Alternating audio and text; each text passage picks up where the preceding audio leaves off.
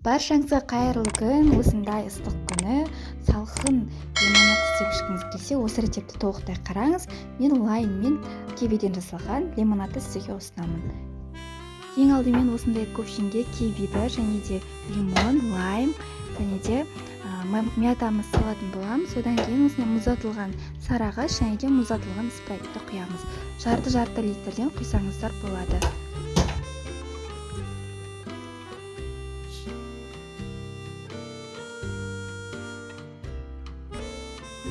Дүкендерден қымбатқа сатып ала бергенше бір сиропты алып қойып, бірнеше рет осындай сок жасап ішетін боласыздар.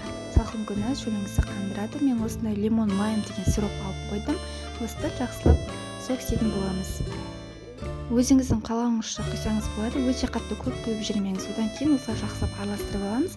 Бұның үстіне мұз салсаңыз да болады. Менің суларым бәрі салқын күйде болғаннан кейін мен үстіне мұз салмадым. Осылай салқын күйінде қонақтарыңызға ұсынсаңыз болады.